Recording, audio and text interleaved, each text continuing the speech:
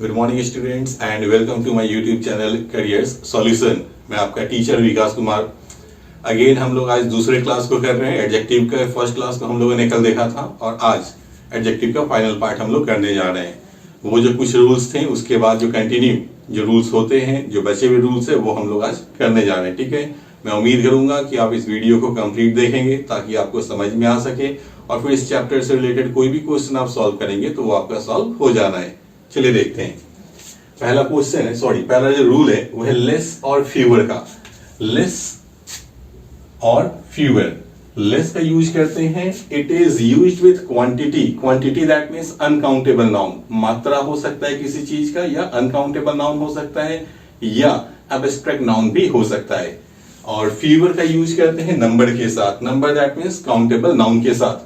तो आपको ध्यान क्या रखना है कि कभी भी लेस का यूज करें तो इसके बाद जो नाउन आएगा वो अनकाउंटेबल फॉर्म का होना चाहिए, और फ्यूअर का यूज करें तो उसके बाद काउंटेबल नाउन आना चाहिए। यही आपको ध्यान रखना है हमेशा। एग्जांपल देखते हैं। We do not sell less than 40 kg ghee every day. गौर कीजिए, सेंटेंस में बोल क्या रहा है कि हम लोग 40 किलो से कम घी प्रतिदिन नहीं बेचते हैं। तो यहां लेस का यूज किया, ठीक है, और देन भी लगाया, मतलब कहीं ना कहीं तो कंपैरिजन किया जा रहा है। तो जब भी लेस के साथ देन लगे और कंपैरिजन हो रहा हो तो हमें क्या ध्यान रखना है कि आगे क्वांटिटी आना चाहिए। और यहाँ घी का यूज किया, घी क्या हो गया मेरा, क्वांटिटी, दैट मींस लेस का यूज सही है। ठीक उसी तरह से फीवर का देखते हैं। लिखा है नो फीवर देन 40 स्टूडेंट्स। देखिए फीवर लिखा, देन लगा, दैट मींस कंपैरिजन तो हो रहा है। ठीक है, तो ध्यान क्या रखना है कि अगर फीवर लिखे तो काउंटेबल नाउन आना चाहिए इसके बाद, और इसके बाद लिखा गया है 40 स्टूडेंट्स। तो स्टूडेंट्स तो काउंटेबल नाउन होता है, मतलब ये भी सेंटेंस सही है। अभी सेंटेंस का हिंदी क्या निकलेगा कि 60 विद्यार्थियों के क्लास में 40 से कम विद्यार्थी फेल नहीं हुए, मतलब एटलीस्ट 40 तो फेल हो ही चुके हैं। ठीक है, चलिए ध्यान क्या रखना है एग्जाम में कि आपको लेस की जगह फीवर लिख देगा इस तरह से, और यहाँ फीवर की जगह क्या लिख के देगा, लेस। ठीक है, गौर कीजिए, we do not sell fewer than 40 kg, गलत हो गया। यहाँ क्या लिखेगा, नो लेस देन 40 स्टूडेंट्स। पढ़ने में सही लग रहा है लेकिन हो गया गलत, और ये क्वेश्चन ही आपको मैक्सिमम एग्जाम में पूछा जाता है। चलिए नेक्स्ट देखते हैं। Little, a little, the little, इन तीनों का यूज करते हैं क्वांटिटी के लिए। क्वांटिटी दैट मींस सब समझ चुके होंगे आप, अनकाउंटेबल नाउन के लिए इसका यूज करते हैं। ध्यान क्या रखना है कि लिटिल का मतलब होता है न के बराबर। ठीक है, एकदम न के बराबर, ठीक है, जिसको हम लोग कहते हैं हार्डली एनीथिंग। दूसरा है अ लिटिल पॉजिटिव सेंस देता है, मतलब होता है थोड़ा। ठीक है, और द लिटिल इसका मतलब होता है जितना हो वह पूरा, मतलब कोई भी चीज जितनी भी मात्रा में हो वो पूरी की पूरी। ठीक है, चलिए एग्जांपल से क्लियर करते हैं। The doctors are worried because there is little or a little hope of the patients survival. बहुत सारे स्टूडेंट्स को डाउट कहाँ होता है कि लिटिल का यूज कहाँ करें और अ लिटिल का यूज कहाँ करें। तो लिटिल में गौर कीजिए, हिंदी क्या लिखा, न के बराबर। तो जैसे ही न शब्द आ गया मतलब निगेटिव हो गया। तो लिटिल का यूज तब करेंगे जब सेंटेंस का मतलब निगेटिव आ रहा हो। अगर पॉजिटिव सेंस आ रहा हो तो वहां पे क्या यूज करते हैं, अ लिटिल का। अब इस सेंटेंस में आपको खुद ब खुद अब समझ में आ चुका होगा कि हमें यूज क्या करना है। बोल रहा है कि डॉक्टर्स चिंतित हैं क्योंकि पेशेंट के सर्वाइवल होने की जो उम्मीद है वो कितनी है, न के बराबर या थोड़ी। अगर डॉक्टर परेशान है मतलब मरीज के बचने का चांस क्या होगा, न के बराबर होगा तब तो परेशान है, मतलब सेंटेंस का मीनिंग निगेटिव आ रहा है। तो आंसर भी हमें क्या लेना होगा, लिटिल। जो लोग अ लिटिल लेंगे वो गलती कर देंगे। आ गया समझ में। चलिए नेक्स्ट देखते हैं। ठीक इसी के जैसा यूज होता है few, a few, the few का। Few, a few, the few, इन तीनों का यूज करते हैं हम लोग संख्या के लिए, काउंटेबल नाउन्स के लिए।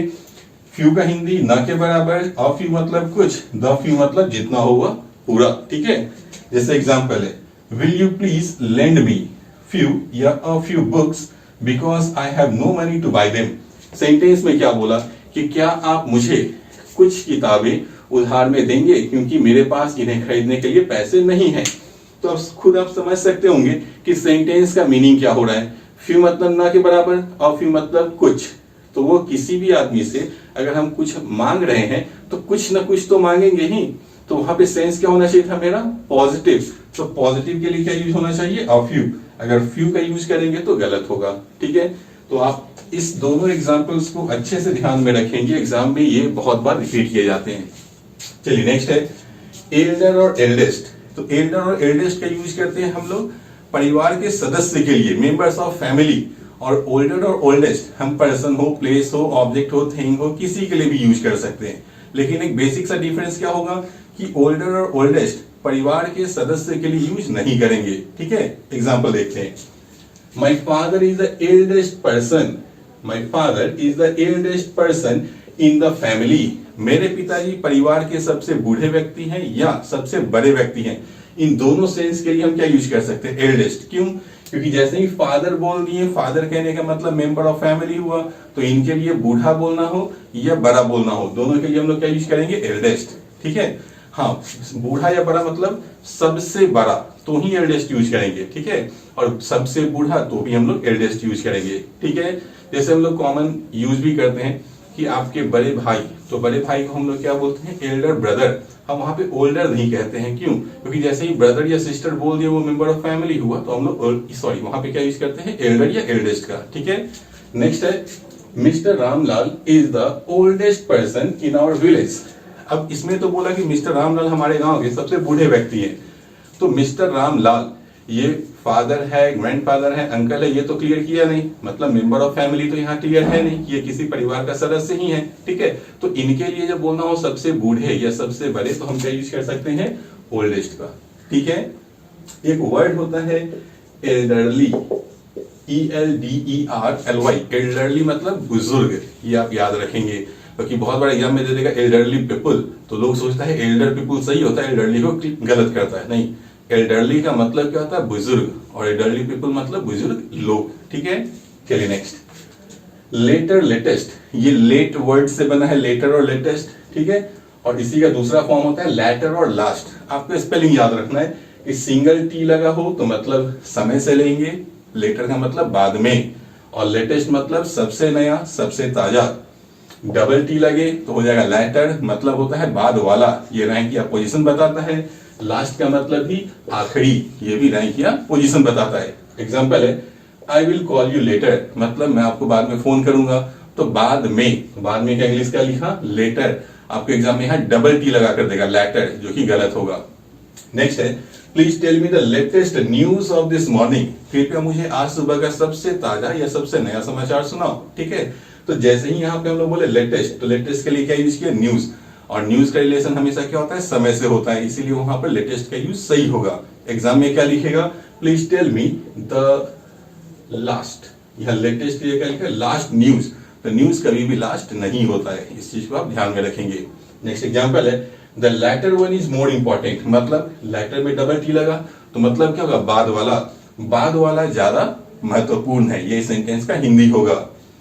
बहादुर Shah Zafar was the last Mughal emperor. ठीक है, बहादुर शाह जफर आखिरी मुगल शासक थे भारत में। तो जैसे ही हम लोग को बोलना था आखिरी, तो आखिरी के लिए क्या यूज कर लिए? The last. ठीक है, चलिए नेक्स्ट है फिर फर्स्ट और फोरमोस्ट। फर्स्ट का मतलब पहला, तो ये रैंक या पोजीशन बताने के लिए यूज किया जाता है, और फोरमोस्ट का मतलब द मोस्ट इंपॉर्टेंट, सबसे महत्वपूर्ण। ठीक है, जैसे एग्जांपल है doctor Rajendra Prasad was the first president of our country. तो डॉक्टर राजेंद्र प्रसाद हमारे देश के पहले राष्ट्रपति थे। तो जब रैंक में कोई पहला हो तो उसके लिए क्या यूज करते हैं? The first. ठीक है, और फोरमोस्ट का यूज कैसे करेगा सो समझिए।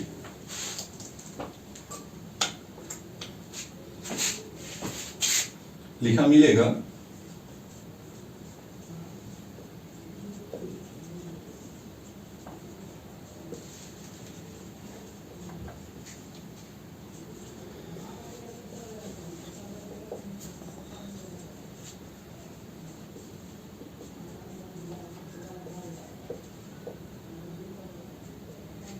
MS Dhoni is the first या foremost cricketer in Indian cricket team. आपको इन दो चॉइस में से किसी एक को चॉइस में लेना है आंसर। तो क्या होगा सही? अगर हम फर्स्ट बोलते हैं तो हिंदी क्या निकलेगा? MS Dhoni Indian cricket team के पहले खिलाड़ी हैं। क्या ये पहले थे या पहले है क्या? बिल्कुल ही नहीं। तो जब ये रैंक में पहला नहीं है तो इसके लिए हम फर्स्ट का यूज नहीं कर सकते हैं। क्या यूज करना होगा? फोरमोस्ट। मतलब क्या हो गया? MS धोनी भारतीय क्रिकेट टीम के सबसे महत्वपूर्ण खिलाड़ी हैं। तो जो रैंक में पहला हो उसके लिए फर्स्ट, और बोलना हो कि सबसे महत्वपूर्ण, तो वहां पे हम लोग क्या यूज कर लेंगे? फोरमोस्ट। ठीक है, चलिए कुछ रूल्स और देख लेते हैं। चलिए कुछ नेक्स्ट क्वेश्चन और है, कुछ rules. When any two qualities of a person or thing is compared, can we use the both adjectives in same degree. अगर हम किसी दो एडजेक्टिव किसी एक ही आदमी या किसी एक ही चीज के दो क्वालिटीज की कंपेयर कर दें, तो दोनों का दोनों जो एडजेक्टिव होगा, क्वालिटीज कहने का मतलब एडजेक्टिव, तो दोनों का दोनों जो एडजेक्टिव होगा वो हमेशा पॉजिटिव डिग्री में रहेगा, ठीक है। और पहले वाले एडजेक्टिव के पहले मोड का यूज करेंगे, ठीक है। जैसे एग्जांपल है, पहले इस एग्जांपल को देखिए, लिखा है ही इज टॉलर देन स्ट्रॉन्गर, ठीक है। ये पढ़ने में सही लगेगा आपको, ही इज टॉलर देन स्ट्रॉन्गर मतलब वह मजबूत से ज्यादा लंबा है, ठीक है। तो हम लोग मजबूत से ज्यादा लंबा है, ये दोनों जो क्वालिटी है वो किसके लिए यूज कर रहे हैं, ही के लिए। तो जब हम किसी एक आदमी के लिए दो क्वालिटीज की कंपैरिजन करें तो रूल क्या कहता है कि दोनों ही पॉजिटिव डिग्री में होना चाहिए, लेकिन यहां तो दोनों कंपैरेटिव में है। दैट मींस यह जो सेंटेंस लिखा गया था ये गलत है। सही क्या होगा, सो देखिए, दोनों एडजेक्टिव जो होगा उसको क्या यूज करेंगे, पॉजिटिव डिग्री में, ठीक है। जैसे सब्जेक्ट जो है वैसे ही रहा, जो वर्ब है वैसे ही रहा, हम लोग एडजेक्टिव को क्या करेंगे, पॉजिटिव में चेंज करेंगे। देन जैसे वैसे ही रहेगा, फिर दूसरा एडजेक्टिव है वो भी पॉजिटिव डिग्री में चेंज आएगा। और इसमें ध्यान क्या रखना है, पहले वाले के पहले मोड़ लगाना था, तो पहला वाला एडजेक्टिव ये है तो उसके पहले मोड़ लगा दिया। सेंटेंस क्या बना, he is more tall than strong मतलब वह मजबूत से ज्यादा लंबा है, ठीक है। Next, when any person or thing is compared with its whole community we apply other or else in the sentence। जब हम किसी एक चीज की तुलना उसी के पूरे जाति से कर दें, ठीक है, तो उस सेंटेंस में अदर और एल्स का यूज होना चाहिए, ठीक है। जैसे gold is heavier than any metal, अगर इस सेंटेंस को ऐसे हम पढ़े तो ये पढ़ने में सही लग रहा है, लेकिन ये गलत है।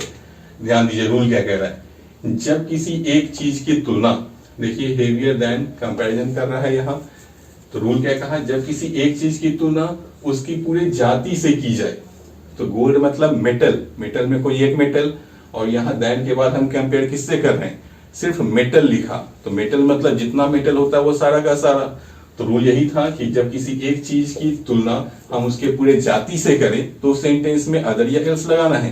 कहाँ लगाएंगे, तो ध्यान ये रखना है कि देन के बाद अगर एनी लिखा तो हम अदर लगाएंगे, देन के बाद अगर सिर्फ एनी लिखा मिले तो हम क्या ऐड करेंगे, अदर, ठीक है। अब ये सेंटेंस सही हुआ, gold is heavier than any other metal, सोना किसी दूसरे धातु से ज्यादा भारी है। एक चीज और इसमें ध्यान क्या रखना है कि जब भी देन के बाद एनी लगाएंगे तो अदर तो लगेगा ही, लेकिन इसके बाद जो नाउन आएगा वो हमेशा सिंगुलर होना चाहिए। अगर मेटल्स लिखा जाए तो सेंटेंस फिर गलत हो जाएगा, ठीक है। चलिए दूसरे एग्जांपल को देखते हैं, he is taller than anybody, he मतलब आदमी, और फिर यहाँ कंपैरिजन किया जा रहा है, और कंपैरिजन कर किससे रहे, एनीबडी, एनीबडी मतलब कोई भी मतलब कोई क्या हुआ, आदमी ही हुआ ना। तो यहाँ एक चीज की तुलना हम फिर क्या कर रहे हैं, उसके पूरे जाति से कर रहे हैं, तो इस सेंटेंस में भी या तो अदर या तो एल्स आना है। अब देखिए यहाँ तो अदर या एल्स दिख ही नहीं रहा है, तो यहाँ पे सुइटेबल क्या होगा, एनीबडी अदर या एनीबडी एल्स, बेहतर सी बात है एल्स को ही सुइटेबल होना है, और एल्स को यहाँ प्लेस कर देंगे, सेंटेंस सही हो गया। क्या बनेगा sentence, he is taller than anybody else in this school, वह इस स्कूल में किसी दूसरे लड़के से या छात्र से ज्यादा लंबा है, ये सेंटेंस का हिंदी होगा, ठीक है। Next, the series of adjectives in a sentence must be in size quality noun. अगर एक ही सेंटेंस में एक से ज्यादा एडजेक्टिव का यूज करना हो तो इसका सीरीज क्या बनेगा, पहले साइज आएगा, फिर क्वालिटी आएगा, फिर नाउन को प्लेस करेंगे।